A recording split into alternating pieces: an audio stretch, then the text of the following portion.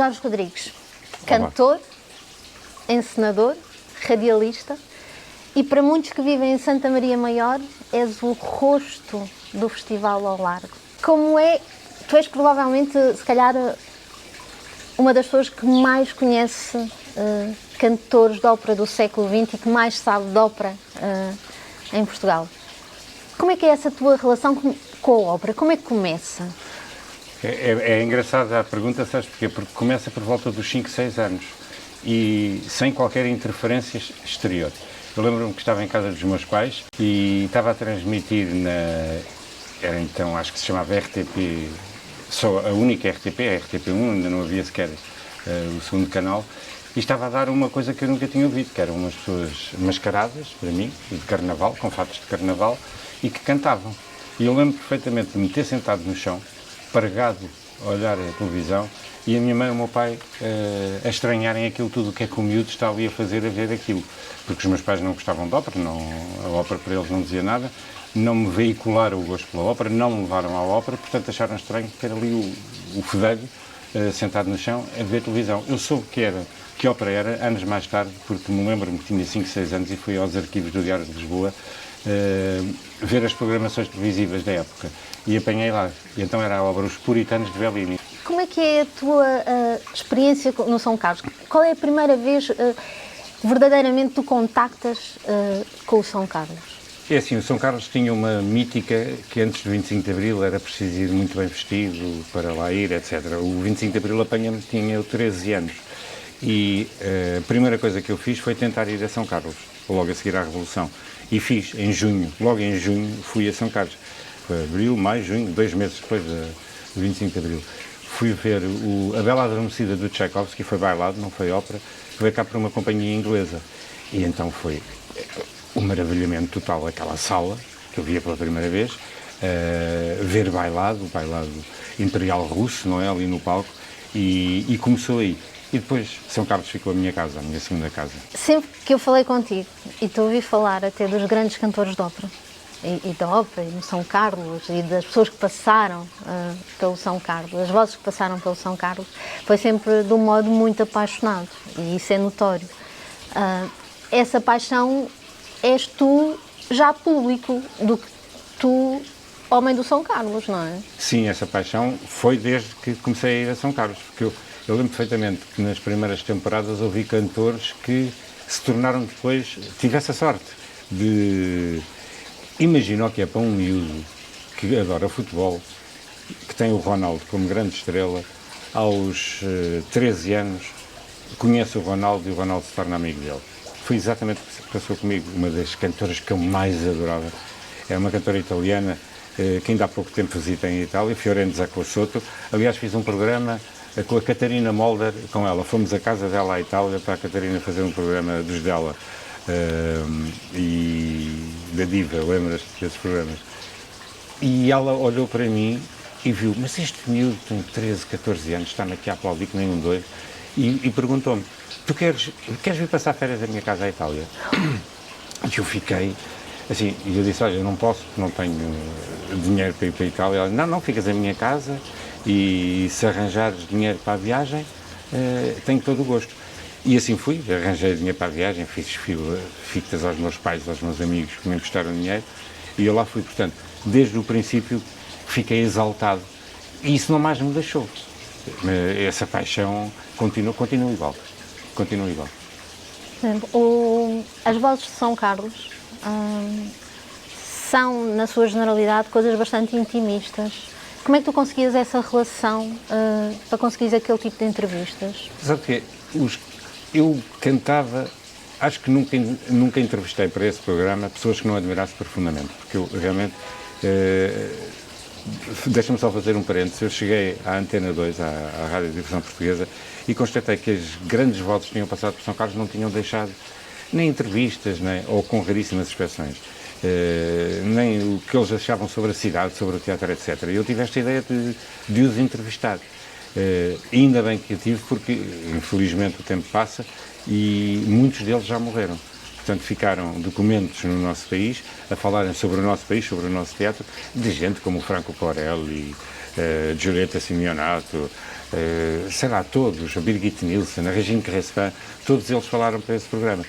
Antes, se calhar, de falarmos um bocadinho ainda dessa tua parte de menino do coro, Pois, porque tu tens aulas de canto, Sim, mas ainda voltando um bocadinho à rádio, Rita Ornella foi outro grande programa, que ainda por cima era uma coisa exaustiva, de segunda a sexta, tu todos os dias estavas ali em direto, não é? 2 horas.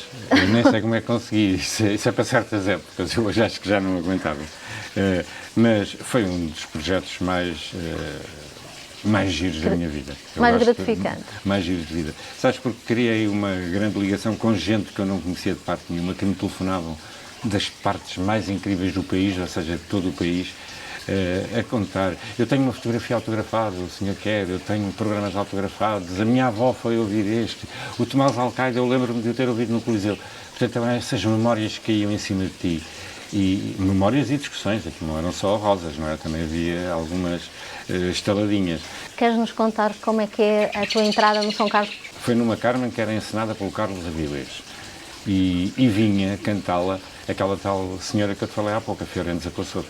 Portanto, eu a primeira coisa que quis fazer foi que fui a São Carlos propor-me para ser, como é que diz, figurante nessas récitas. Ora, eu conhecia a Carmen de trás para a frente.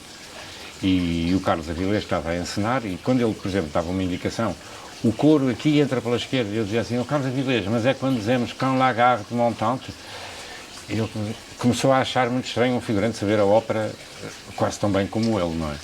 E a certa altura há um ensaio há intervalo e no fim do ensaio, no fim do intervalo, eu estou no palco já preparado para atuar e chega o Carlos Avilés com o Dr. Serra Formigal, o presidente do teatro na altura, e vejo-os a encaminharem-se para mim. E eu comecei a rezar para dentro, o que é que eu fiz para vir o diretor do teatro e tudo. E então o Carlos Avilés tinha ido pedir ao Dr. Serra Formigal se eu podia ser assistente de encenação dele, porque ele tinha percebido que eu conhecia bem a ópera. Portanto, as coisas, só para te explicar que as coisas aconteceram de uma maneira muito natural. Natural. E eu aí, que estava como figurante, de repente fui alçado à figura de assistente de encenação do Carlos Avilés, que é uma promoção absolutamente extraordinária, como do tipo que anda a apanhar as bolas para me dar uma marcadora da seleção, quase. E foi de um dia para o outro. Mas foi porque tu acabaste por te tornar encenador também, não é? Também, isso foi o começo dessa experiência, porque o trabalho com o Carlos Avilés foi um trabalho absolutamente extraordinário. E até hoje é das pessoas que eu mais gosto na vida, porque o Carlos tinha e continua a ter essa tremenda capacidade de se dar aos jovens e de lhes ensinar tudo o que tem sem retrancas, sem trancas na porta. Aquilo é orgânico, ele vê que a pessoa gosta e passa também a paixão dele, encontrar ali uma alma gêmea. E seres a cara do Festival ao Largo? Eu não me tenho andado a correr à fuçanga atrás da vida e das oportunidades da vida. Elas têm surgido naturalmente.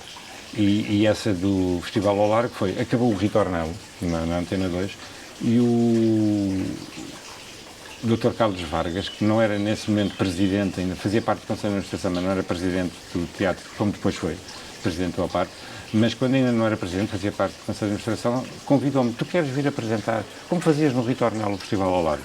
Eu disse, olha, vamos tentar. Onde é que tu nasceste? Eu nasci em Lisboa. Nasceste em Lisboa. Como é que tu vens parar aqui ao coração da moraria, deste bairro, que é um bocadinho, até em termos musicais,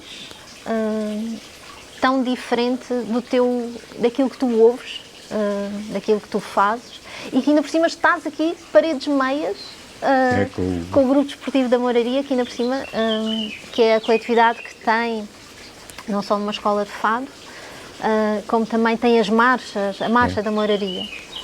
Como é que é esta vivência no bairro? Para já é muito agradável viver aqui mesmo ao pé, porque usa-se cantar. A voz está sempre a entrar, não é só dos pássaros, também é dali dos elementos que vão ali ao clube. É assim, é muito engraçado. Sabes, quando eu já fiz 60 anos e quando se chega a esta idade, começas a fazer contas à vida, começas a ver a tua vida em perspectiva, não é? Com um miúdo de 16 anos não é capaz. E é muito engraçado. A freguesia de Santa Maria Maior, que ainda não era assim chamada, quando eu era miúdo, quando eu era criança, era um dos pontos de felicidade para mim. Eu explico porquê. Porque eu nasci em Lisboa, mas foi em Moscavide, no Concelho de Loures. E vínhamos todos os anos ver as luzes no Natal. Portanto, isso era para mim um motivo de alegria. Chegava ao Rocio, chegava à Praça da Figueira e ver as luzes do Natal. Era uma peregrinação que fazíamos todos os anos, deve ter feito 3, 4 vezes, mas para mim isso é marcante. E depois afastei-me da freguesia completamente. Depois de sairmos que fui viver para Benfica e depois fui-me aproximando paulatinamente. Até que tive a sorte desta casa onde hoje vivo e que é minha ter conseguido alugá-la. Depois comprei-a, fiz obras e fiquei na moraria no bairro que eu visitava em criança, cheio de felicidade, e agora aqui estou cheio de felicidade, porque isto é um bairro que dá felicidade, não só por isso, mas por as nossas vielas, por este clima que só há neste bairro. Eu acho que só há na nossa freguesia, nestes bairros da moraria, da Alfama, estas vielas, estes candeeiros acesos à noite. E na piscina tens um candeeiro desses. Tenho. Eu tive a preocupação de pôr no jardim, de andar à procura em ferro velhos, etc., um candeeiro antigo de Lisboa, e adoro tê-lo aceso à noite. Sentir a rua dentro de casa, que é um bocado isso. Ter aqui a luz que há nas nossas vielas. E é muito engraçado, sabes, porque o fado também nunca me deixou, porque o meu avô materno era absolutamente louco, mas de maneira doentia, pela voz da Amália. E estava sempre a ouvir a Amália, era a Nossa Senhora dele. E eu lembro, portanto, isso marca porque eu desde miúdo ouvia a voz da Amália. Ora, ouvindo a voz da Amália é a mesma coisa que estar a ouvir um grande cantor de ópera, porque ela canta dessa maneira, como já temos a oportunidade de falar como amigos, não é? Sabes o que é que eu sinto da voz da Amália. E como ela canta como uma cantora de ópera, se calhar foi ela que me fadou para isto. Olha, sem querer, se calhar ainda foi ela a minha madrinha. Como tu descreves, que paulatinamente tu te vens aproximando aqui do coração da cidade. Eu faço uma pergunta: se te dessem a hipótese de sair daqui para outro sítio qualquer, tu irias? Não, neste momento já não iria. Até te posso contar uma história. O facto que me fez pensar, eu nunca mais vou deixar este bairro, foi um amigo meu que às 3 da manhã, e isso acontece em todas as cidades, teve uma tentativa de assalto. Aqui na nossa rua, lá embaixo, na Bombarda. E estava a ser assaltado e ouve-se uma voz de um terceiro andar a dizer: esse é vizinho, isto é o bairro onde eu quero viver. Jorge, obrigada por este bocadinho.